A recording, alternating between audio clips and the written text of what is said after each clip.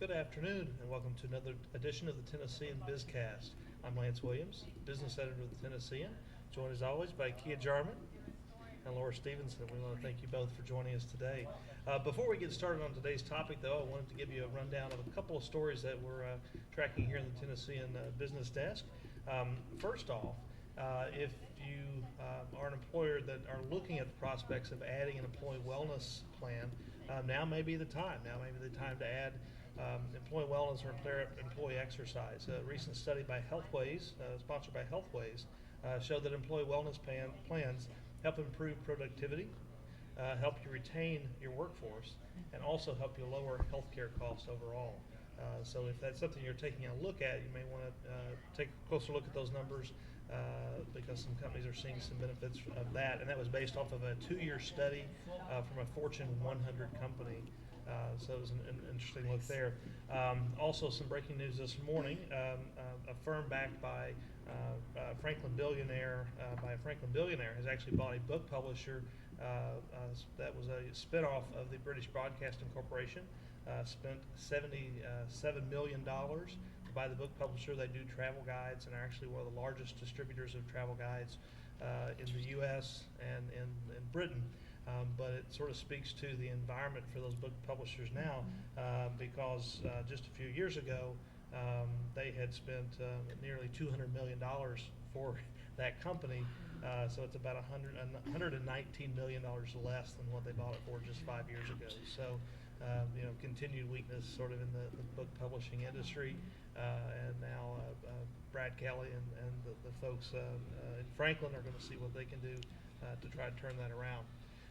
Which really is an interesting segue into what we're talking about today, and really that comes down to business uncertainty. We've just been through 5 years now of just uncertainty and questions and economic troubles, and you look at any studies that are out now, and CEO confidence is still sort of middling along. We don't have sort of extreme confidence levels out there. So I want to talk to you both today about sort of how you deal with it as a small business owner, whether within your own business or in clients or other companies that you're working with, how to deal with that.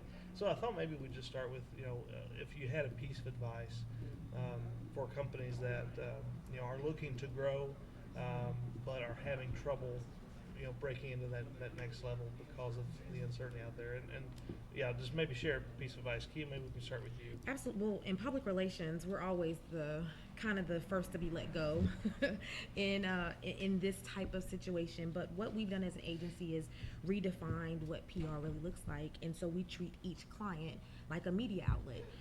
So it's really about redefining what people use you for, because it's kind of like having the bright and shiny object that I'm selling to someone that no one wants. And so it's so important as a small business owner to say, what do my people really need from me, and how can I better serve them while still staying at my core, who I really am, still at the core PR company. We still do traditional outlet, we still pitch and things like that. But so that's what I found with a lot of my colleagues, even who are in small business, that they've had to redefine what people know in the terms that we use. We overuse a lot of terms: public relations, marketing, advertising. It all looks so different than it did 5 years ago. Even information architecture, it all looks very different, and people are defining it differently. And so now we're having to redefine that for people. And so I think that's probably the first thing is that redefinition piece.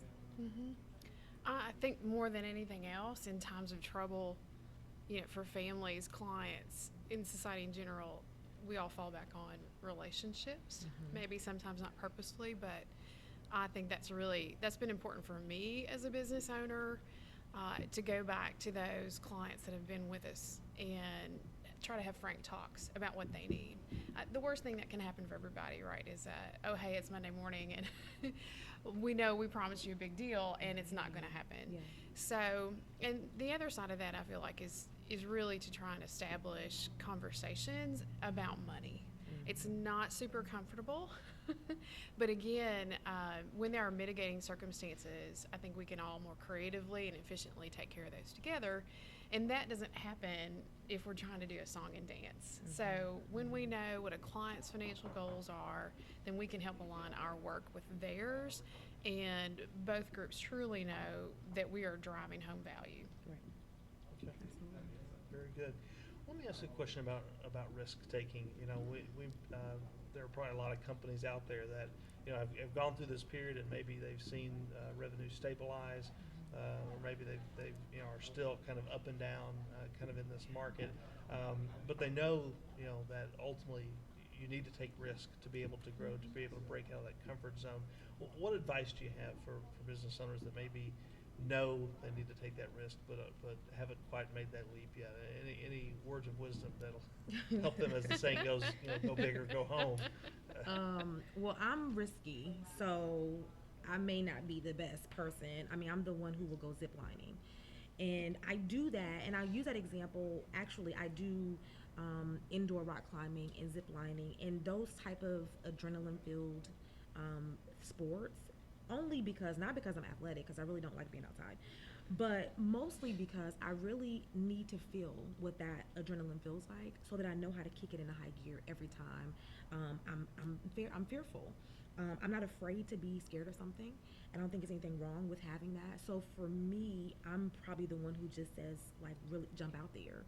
But if you know what fear feels like, and then if you know what the adrenaline feels like once you're kind of riding the wave, I think you can accept it a little better, and you can know what the end result of that feels like too. So I know at the top of the wall, I'm going to ring the bell, or I'm going to get to the other side and I'm safe and my feet are on the ground. And so that's literally the analogy I use, but I do that on purpose so that I know what that feeling is like.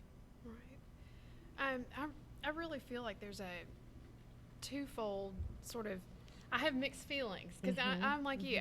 Yes, you can't be a small business person and entrepreneur probably without having some comfort with risk.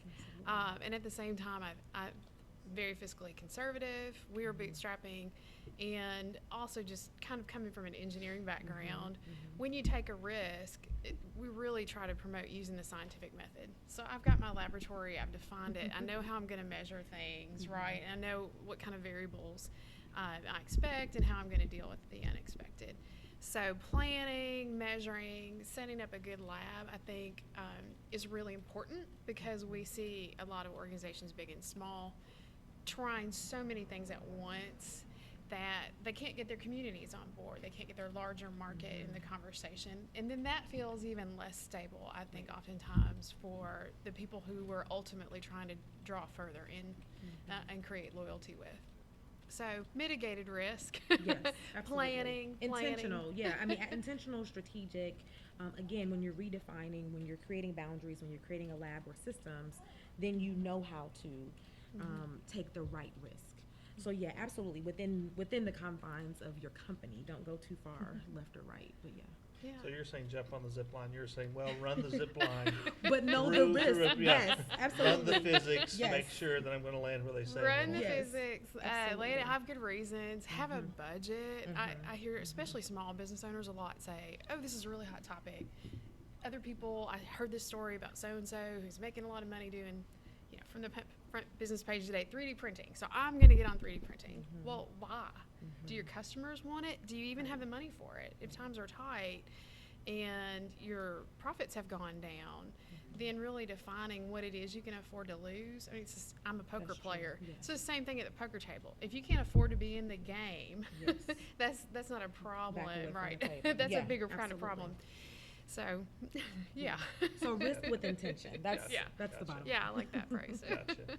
Well, let me ask you, for many small businesses, of course, are often dependent on large businesses, they're either, client relationship. And one of the interesting things, if you look especially at public companies, you're basically just seeing them not just here in Nashville, but all over, just stockpiling cash, just stockpiling. And so, oftentimes it also means that they're maybe a little slower to pull trigger on projects, of course, leaving small businesses on the kind of waiting for that Yes. pickup. Sure. So any advice for, when you're dealing with maybe a large client that isn't moving as quickly as you would like, that has helped in persuading, or advice for helping get through those periods where you're waiting on hopefully the the big client to come through. Yeah, well, you send the man, and then they know. Well, and part of my business is working with larger agencies, working with larger collaboratives, and so that is a concern sometimes because it's net 90, sometimes it's net 120. So you're not always getting paid right on the bat. So the idea is, then you also have other clients who can fill the void of that, who can pay in net 15, net 21 type of situation. You kind of know coming in. I'm a believer of multiple streams of income.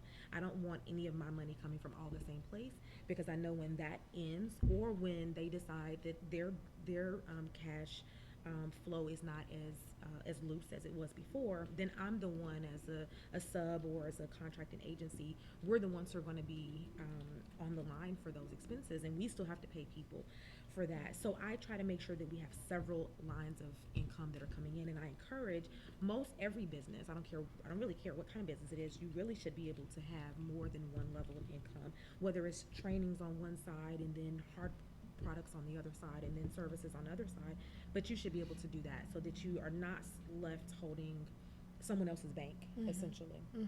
Yeah, I agree. As we were just talking earlier, I've large or small client, the check has to be in the bank and through the bank. Right. The work needs In to be and done. through. In and through. In and through. Yeah. They're not the same. Right. I had a huge client that, that filed for bankruptcy right at the edge of a contract we had already completed.